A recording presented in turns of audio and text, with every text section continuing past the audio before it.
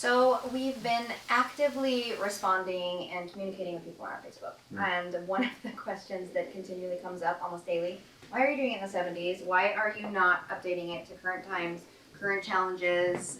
And we have a really fantastic answer for that. And so I was hoping you guys could address that to our peeps.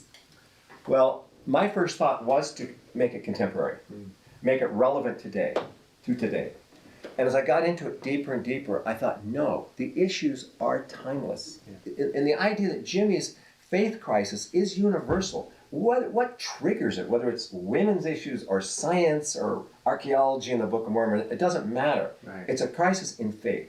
The story of the prodigal son is universal.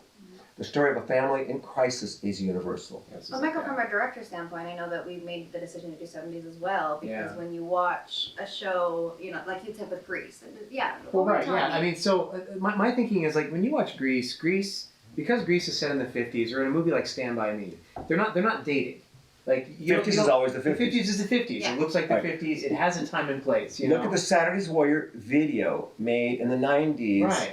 It's dated. Right, It's everybody corny. watched it and they go, oh my gosh, that hair, oh That's my gosh, corny, you know. Whereas if it's set in the 70s, you never think, oh my gosh, that And- hair, because it's what it's Yeah, And it you was play 70s the hair. 70s. Right. It will always be the 70s. Yeah. Chicago will always be what? 20s, 30s. Right. Always. Yeah, and it doesn't feel dated. You can keep doing it and it makes sense. And I think that this thing was written with sort of the zeitgeist of the 70s in it. Do you know what? You know? Listen, now that we've been working at it in the 70s and we've been into the script, I am convinced that 70s is the best way to do Saturday's Warrior. Yeah. We could do another show in 2015 with today's issues, but that's another show. Right. It wouldn't be Saturday's Warrior. Well, look at the music. Zero population.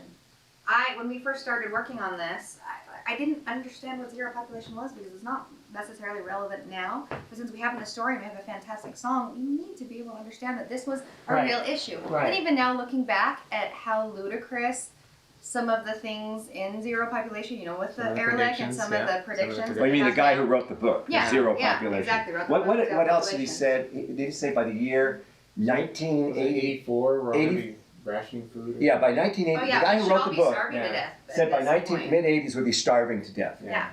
And I think that the point here is that if we should put that in the show, we make a point that, look, science comes and goes, but science ain't God. Right. And I'm going to put my faith in God rather than the latest, you know, trend or whatever it is, as this book, as this concept was so huge. And everybody thought it was for real, the end of the world. Right. So anyway, Yeah. that's why we're going to do 70s. We just now got to find the money to do the 70s. That's right. And make the right. Let's see, I've got about Okay.